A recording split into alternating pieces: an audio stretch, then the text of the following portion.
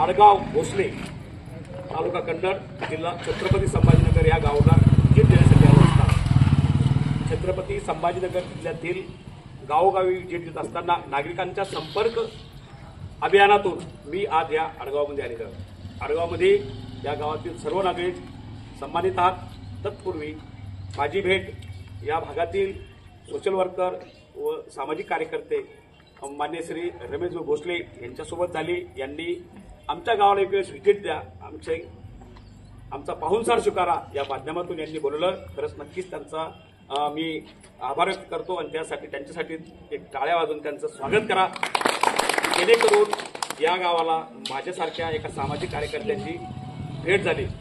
मित्रांनो, हे आडगाव जे आहे हे पुरातत्व काही गोष्टीचा आज सध्या उपलब्ध आहे। आपण बघू शकता आमच्या पाठीमागे एसी आहे, या आडगावची एसी आहे। या आडगावची एसी आता येथील नागरिकांनी मला सांगितलं की मागील काही वर्षापासून म्हणजे छत्रपती शिवाजी महाराजांच्या काळामध्ये या ठिकाणी जी पद्धतीनं एक त्या शिवशाहीमध्ये जे पद्धत होती त्या पद्धतीपैकी त्यात एक हे आडगाव भोसले आडगाव हे आहे आणि त्या काळाचे इथले जे दरवाजे आहे तत्कालीन पद्धतीचे दरवाजे इथं आजही उपलब्ध आहे। या गावातील नागरिकांनी पिढ्यानपिढ्या त्याला जपून ठेवलेलं आहे, त्याचं संरक्षण केलेलं आहे आणि आजही आपल्याला ते दिसू लागलेलं आहे। नक्कीच या गावाने आपली एकजुटीने आपल्या ज्या प्रत्येक येणाऱ्या पिढीला ते जतवून सांगितलेलं होतं की हे आमच्या गावचा हा इतिहास आहे आणि हा इतिहास आम्हाला जपून पुढे घेऊन जायचा आहे। म्हणून आजही शिवकालीन इथं मोठ्या प्रमाणामध्ये माहिती उपलब्ध होऊ लागलेली आहे आणि शिवकालीन दरवाजे असल्यामुळं छत्रपती शिवाजी महाराज यांचे वंशज मधून हे भोसले छत्रपती शिवाजी महाराज भोसले त्यांचेच वंशमधून हे भोसले आडगाव आहे। या आडगावची मोठ्या प्रमाणात इतिहास आहे। काही प्रकार नागरिक काही पिढ्यानपिढ्या इथे गेलेले आहे आणि हा सामाजिक उपक्रम म्हणून सामाजिक हेतू म्हणून सामाजिक ठेवा म्हणून या आडगावातील नागरिकांनी मोठ्या प्रमाणात जपून ठेवलेलं आहे। आजही गावातील प्रत्येक ठिकाणी चांगल्या प्रकारचं सुलभ आणि चांगल्या प्रकारचं व्यवस्थित गाव कसं घडवलं जाईल या माध्यमातून या भागातील नागरिकांनी सामाजिक दृष्टिकोन राजकीय दृष्टिकोन हा ठेवून चांगलं डेव्हलप होईल या दृष्टिकोनातून यांनी पावलं उचललेले।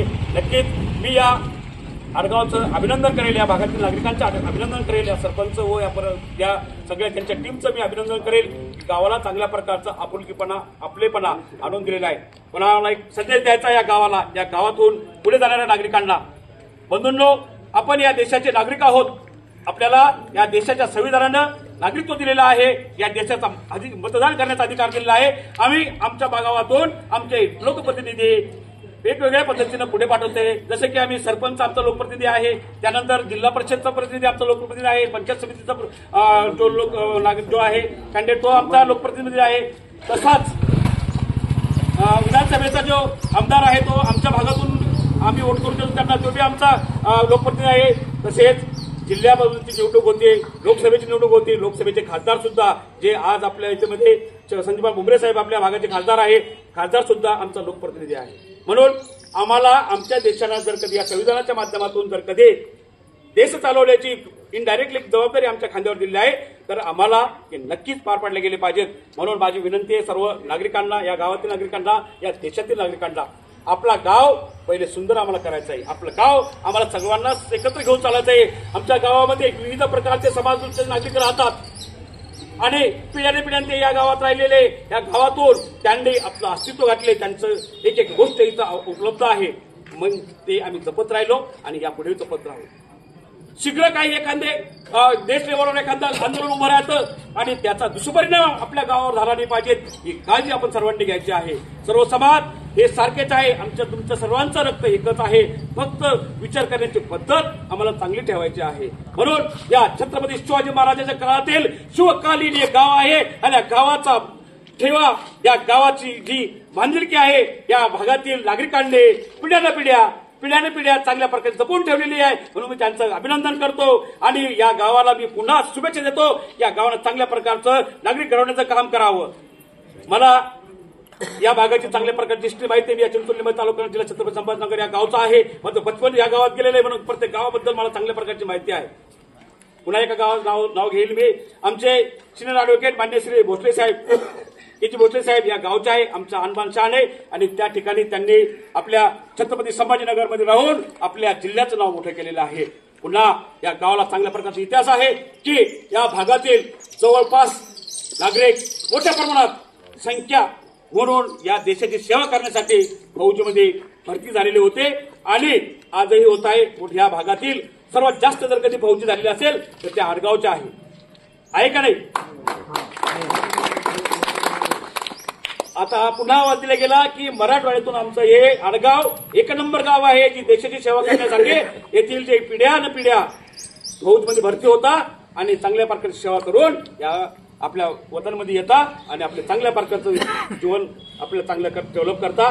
म्हणून मित्रांनो, आपल्या गावाचा वसा आम्हाला हा टिकवायचा आहे, वाढवायचा आहे, घडवायचा आहे, पुढे न्यायचा आहे. या येणाऱ्या पिढ्यांना आम्हाला चांगले संस्कार द्यायचे.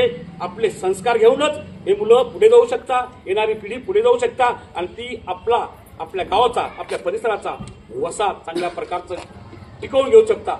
पुन्हा माझी विनंती आहे की आमचे जे पुरातत्व ज्या गोष्टी आहे किंवा आमच्या पिढ्याने पिढ्या चालत आले म्हणजे आमचे गावातील मंदिरं, पुतळे आणि जो गावाचा ऐतिहासिक वसा आहे तो आम्हाला जपायचा आहे. मी बघितलं भैया तिकडे टाको, मी बघितलं आल्या छत्रपती शिवाजी महाराजांचा पुतळा आहे, बाजूला मारुती महाराजांचं मंदिर आहे, पुन्हा माधव महाराजांचं मंदिर आहे.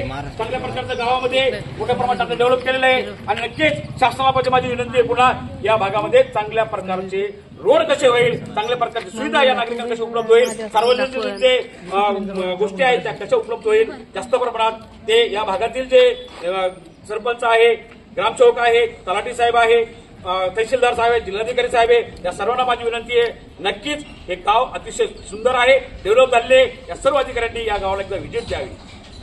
कारण की व्हिजिट दिल्यानंतर तुम्ही मोठे पदाधिकारी आहात, तुम्ही शासनाने जे चांगले त्या पद्धतीनं शासनाने घडवून दिलेले पदसिद्ध तुम्हाला पदाधिकारी बनवलेले आहे. तर माझी विनंती आहे जिल्हाधिकारी साहेब, तहसीलदार साहेब व या भागातील जे एसपी साहेब आहे या सर्वांनी विनंती आहे की या गावात येऊन एका वेळेस या भागातील नागरिकांना तुम्ही संबोधित करा, यांना मार्गदर्शन करा, यांच्या येणाऱ्या पिढ्यांना मार्गदर्शन करा. यांच्यातून मी चांगल्या प्रकारचे अधिकारी घडले पाहिजेत, यातून सुद्धा तहसीलदार तयार झाले पाहिजेत, यातून सुद्धा चांगले पोलीस ऑफिसर, एसपी साहेब तयार झाले पाहिजेत, फौजी तर झालेले आहे, यातून कलेक्टर तयार होऊन गेला पाहिजेत, यातून चांगल्या प्रकारचे अधिकारी बनले पाहिजेत, क्षेत्र बनले पाहिजेत आणि आमच्या गावचं, आमच्या परिसराचं नाव वाढवलं पाहिजे. म्हणून जे पदसिद्ध अधिकारी आहे या देशाचे, ज्यांना जिल्ह्याच्या ठिकाणी उपलब्ध करून दिले जातात, त्यांना विनंती आहे की एका वेळेस आपल्या प्रत्येक या भागातील जिल्ह्यातील गावामध्ये नक्की आपण व्हिजिट द्यावी आणि यांना मार्गदर्शन करावं, जेणेकरून येणाऱ्या आमच्या पिढ्या तुमच्या अभ्यासातून तुम्ही जे मेहनत घेतलेली आहे IAS होण्यासाठी, IPS होण्यासाठी, ती मेहनत कशा पद्धती घेतली गेलेली आहे आणि कसे तुम्ही एक सर्वसामान्य या देशातील एका गावातून एक कलेक्टर, जिल्हाधिकारी झालेले आहात, तहसीलदार झालेले आहात, SP सुप्रीम पोलीस झालेले आहात, तर कसे झालेले आहात ही माहिती यांना द्यावं अशी माझी विनंती आहे.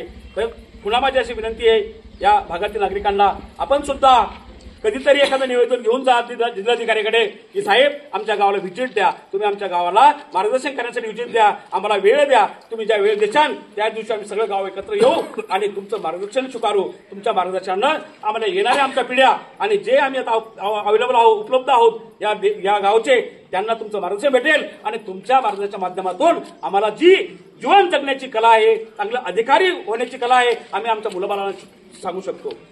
आम्ही नक्कीच जे झालो नाही, कलेक्टर झालो नाही, आम्ही SP झालो नाही, पण आम्ही त्याचे बाप बनवू शकतो.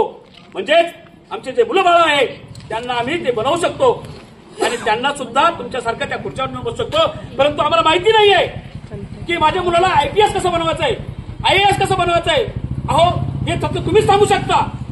असे निवेदन या गावाच्या वतीनं, सरपंचाच्या वतीनं आम्हाला तहसीलदारला द्यायचं आहे, जिल्हाधिकारीला द्यायचं आहे, SP साहेबांना द्यायचं आहे आणि जे विभागीय आयुक्त त्यांना द्यायचे, जे अधिकारी आहे.